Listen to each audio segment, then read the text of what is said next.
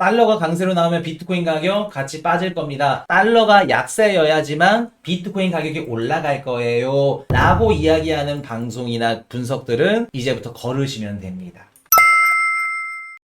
비트 보시면 8,700, 9천만원 코앞을 두고 있습니다. 이더리움 340. 힘이 없죠? 근데 저는 요거 기회라고 봅니다. 누누이 말씀을 드리죠. 모든 방송들, 모든 코인 분석하시는 분들이 이더리움 안 좋게 얘기를 하셔도 저는 기회라고 봐요. 자, 이번 주 중요 지표 중에 한 가지. 저번 주 금요일 날 미국의 3분기 기업들 실적 발표가 본격적으로 이제 개막을 했습니다. 그래서 알고 있었듯이 미국에 있는 금융주들이 먼저 시작을 하죠. JP모건, 웰스파고, 블랙록 이런 애들이 실적을 발표를 했습니다. 자, 볼게요. JP모건 깜짝 실적의 주가 폭등. 미 경제 연착륙 성공했다. JP모건 실적이 좋게 나왔어요. 자, 미국의 금융주가 실적이 좋게 나왔다. 무슨 뜻일까? 미국의 경제가 지금 어떻다? 굉장히 견고하다. 예대마진도 마찬가지고 웰스파고도 그렇고 뱅크 오브 아메리카도 그렇고 괜찮다. 자, 미국의 대형주가 실적이 좋았다는 건 은행이 돈이 많다는 겁니다. 은행이 돈이 많이 갖고 있기 때문에 그 돈으로 수익원을 창출했다 라고 볼 수 있겠죠. 그럼 무슨 뜻이다? 아, 미국의 지금 시장의 유동성이 어느 정도 탄탄하구나. 은행들이 휘청거릴 정도로 유동성이 경색됐고 금리 인상 여파로 인해서 뭐 경기 침체가 오고 그런 분위기와 그런 그림은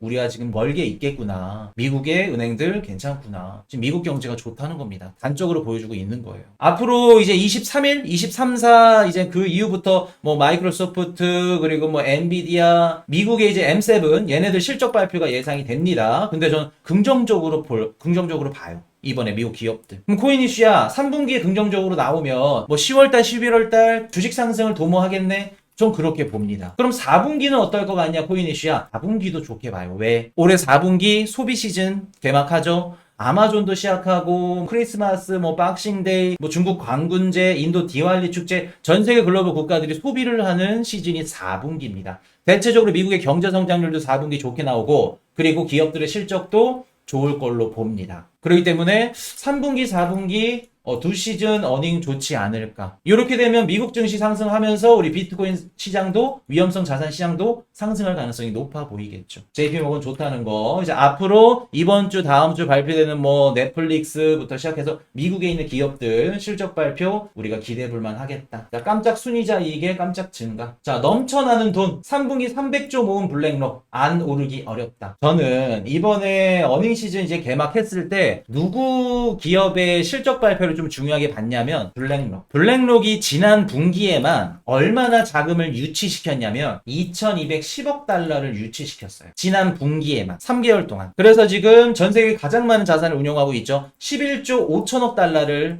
운용하고 있다고 합니다. 자, 그래서 올해 들어서는 3분기까지 얼마가 유입이 됐냐면 3,600억 달러가 유입이 됐어요. 이미 유입된 규모가 2022년도, 2023년도 연간 순유입 규모를 아예 넘었다고 합니다. 3분기까지 그 유입 규모가. 그러니까 4분기에 한 개도 유입이 안 되더라도 이미 2022년도, 23년도 자금 유입 액수를 넘었어. 이미 3분기에. 자, 근데 여기서 한번 볼게요. 가장 중요한 거. 3,600억 달러 중에 3분기에 총 블랙록에 들어간 자금이 2,210억 달러가 ETF 상품, 그리고 나머지 630억 달러가 채권에 들어갔다고 합니다. 무슨 뜻일까? 이게 무슨 뜻일까? 올해 3분기에 2,210억 달러의 자금이 블랙록 ETF 상품에 들어갔다고 합니다. 요 자금 중에 절반 이상은 블랙록 비트코인 현물 ETF 들어갈 가능성이 높겠죠. 절반 가까이 안 되더라도 많은 부분. 쉽게 말해서 올해 3분기에 많은 양의 비트코인 ETF 상품에 자금 유입이 됐다는 겁니다. 블랙록이 전 세계에 가장 많은 자산을 운영할 수 있게 된 퍼센티지, 점유율 중에 가장 큰 미래 성장 가능성이 높은 자산 중에 하나가 뭐냐면 비트코인 ETF라는 거예요. 피델리티 볼까요? 피델리티가 지난 3분기 ETF에 2,920억 달러가 유입이 됐어요. 이 중에 1,770억 달러가 미국 ETF라고 합니다. 무슨 뜻일까? 비트코인 ETF 유입됐다는 거예요.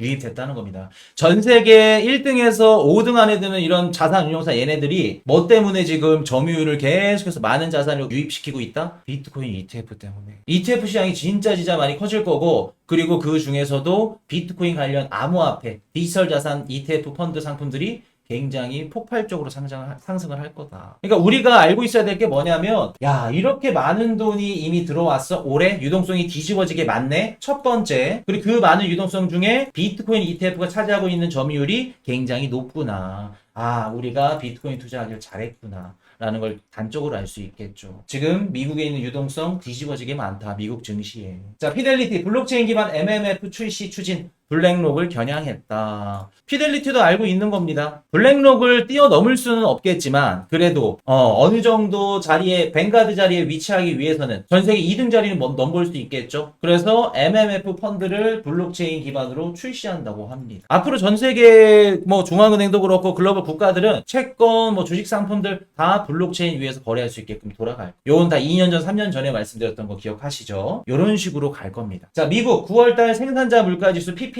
전년 대비 1.8% 상승 예상치 상회. 이거는 우리 저번 주 금요일 날 실시간 방송 중에 말씀을 드렸던 거 기억하실 겁니다. 그래서 예상치보다 살짝 높게 나왔다. 예상치보다 살짝 높게 나왔는데 괜찮다. 1.8%. 전월 대비해서는 0.1% 정도 올라갔고 예상치보다는 살짝 높게 나온 건데 크게 의미 없다. 그리고 가장 중요한 근원 PPI도 역시 전체적으로 좀 다운됐기 때문에 크게 의미는 없다. 자, 어디에 영향을 주냐면 10월 31일 날 미국 근원개인 소비지출 PCE 지표 발표됩니다. 여기에 영향을 줘요. 근데 요 정도 올라갔다. 그런 거는 크게 의미는 없습니다. 그러니까 10월 31일도 크게 걱정할 필요는 없다. 물가가 막 크게 폭등해서 경기 침체 가는 거 아니냐, 스태그플레이션 우려 아니냐, 이런 얘기들은 걱정할 필요 없다는 거. 자, 미국 미시간 소비자 심리지수, 당연히 국민들 심리지수 살짝 떨어지긴 했어도 그래도 좋습니다.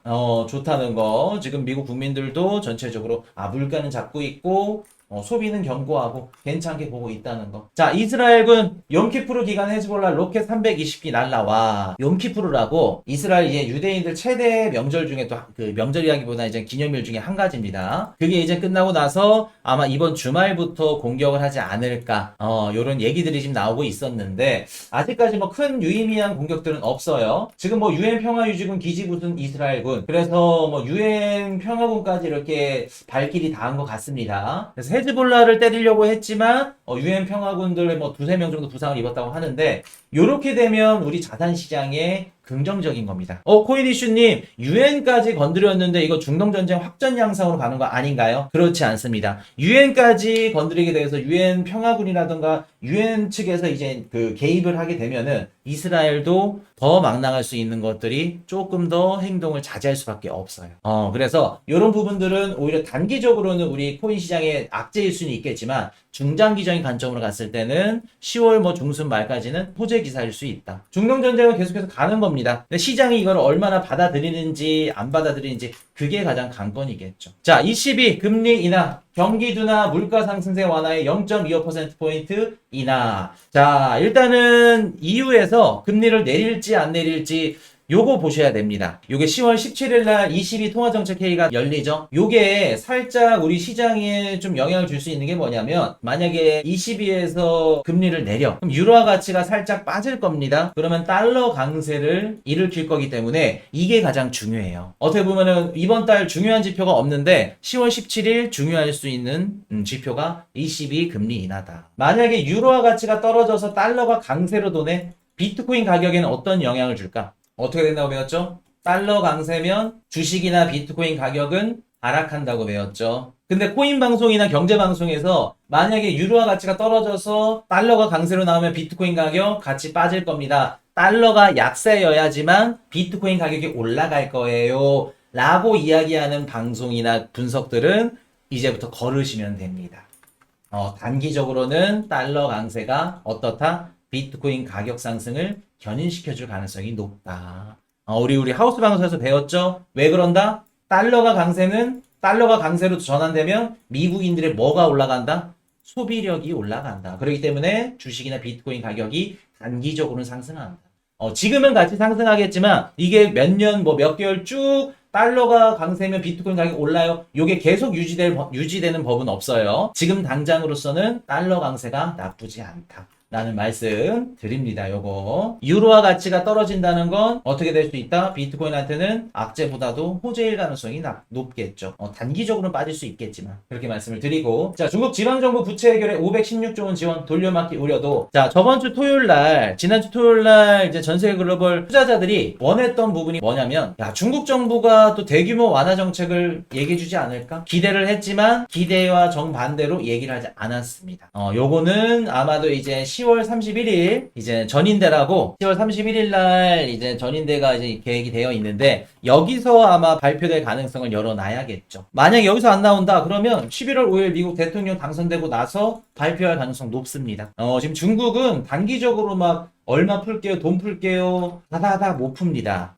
다다다 못 푼 이유는 다들 알고 계실 겁니다. 만약에 트럼프가 당선되거나 트럼프 당선 이후에 관세를 올라 그러면 거기에 대응할 수 있는 쩐이 있어야 되기 때문에 지금 당장 다 못 풀어요. 그래서 돈을 언제까지 풀 거냐? 내년 3월까지 풀 겁니다. 양회까지. 그래서 중국의 이런 우리 증시 부양 정책들 이런 것들은 내년 3월까지 주기적으로 조금씩 진행이 된다라는 말씀. 자, 경기 부양 의지만 내비친 중국. 당연하죠. 지금 당장 돈 못 풀어요. 천천히 풀어야 됩니다. 전국인민대표대회에 쏠린 10월 31일입니다. 요거. 그리고 10월 31일 전에 가장 또 중요한 게 뭐냐면 10월 18일 중국의 3분기 GDP 발표됩니다. 여기서 어떻게 발표되는지 따라서 또 다를 수 있겠죠. 3분기 GDP 10월 18일. 자, 트럼프 정부 재무장관 1순위 강달러 지지 평가절하는 없다. 그래서 뭐 이분이 캐피털 매니지먼트 CEO라고 합니다. 스콧 베선트. 그래서 이분이 얘기하는 게 트럼프가 되면은 재무장관 1순위로 될 수 있을 것 같다. 뭐 이런 얘기를 합니다. 그래서 강달러 지지하고 평가절하 없다. 트럼프가 얘기했던 강달러, 약달러 그 얘기를 살짝 또 꼬아주면서 얘기를 하는 거죠. 일단은 어떤 대통령이 당선되냐에 따라서 달라질 수 있을 겁니다. 그렇기 때문에 우리가 11월 5일까지는 유의미한 상승이 나오긴 좀 힘들 수밖에 없는 게 뭐냐면 트럼프가 당선될지 해리스가 당선될지 누가 될지 몰라. 그리고 이 누가 당선될지도 모르는데 이 정부 체제에서 어떤 분이 재무장관으로 올지도 몰라. 금리를 인상하는 재무장관이 올지 인하하는 재무장관이 올지 그리고 채권을 찍어서 정부 부채를 뭐 많이 가져가는 그런 분이 올지 아무런 이런 재정 정책, 정부 정책 방향성을 모르기 때문에 기관들 입장에서 돈을 투자할 수가 없습니다. 그렇기 때문에 미국 대선이 다 해결이 돼야 된다. 자, 호주 첫 이더리움 현물 ETF 출시, 현물 현금 상환 동시 허용. 자, 우리 항상 배웠었죠? 호주, 캐나다, 영국, 그리고 뭐 뉴질랜드, 그리고 미국까지. 무슨 국가다? 미국의 같은 혈통들. 만약에 호주나 뉴질랜드, 캐나다, 뭐 영국 이런 데서 이더리움 현물 ETF가 승인이 됐고 현물 현금 상환을 동시에 허용했다. 그러면 어떤 뜻이다? 여기서 베타 테스트 다 테스트 끝내놓고 장점 단점 보완해서 미국에서도 일어날 가능성이 높겠구나. 그래서 현물 현금 상환을 동시에 허용했다는 건 어떤 뜻이다? 이더리움의 우리 미국 이더리움 현물 ETF에도 적용될 가능성도 열어둘 수 있겠죠. 이렇게 되면은 스테이킹 기능 없어도 이더리움 가격 올라가는데 큰 의미가 있습니다. 이렇게 되면은 현물로 상환할 수 있다 그러면 괜찮죠. 그래서 이더리움 상승 가능성에 조금 더 올려줄 수 있는 좋은 기사라는 거. 자, 코인베이스의 이더리움 레이어 2 솔루션 베이스 거래량 선두 경쟁.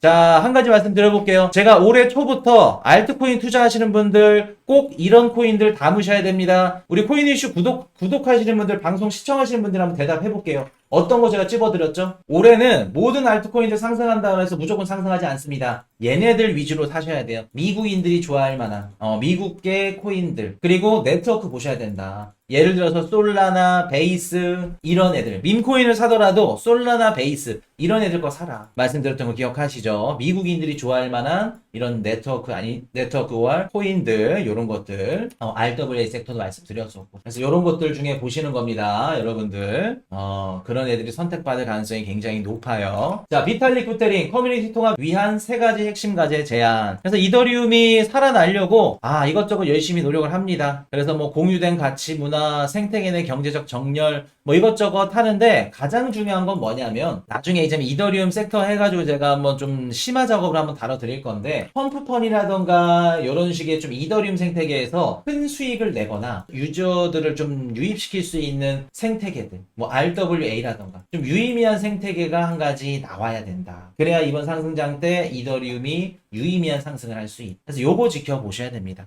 이더리움 저는 긍정적으로 봐요. 그렇게 본다는 거. 자, 지난주 디지털 자산 투자 상품 4억 달러 순유입 분위기 좋다는 겁니다. 디지털 자산 순유입 지금 전환됐다는 거.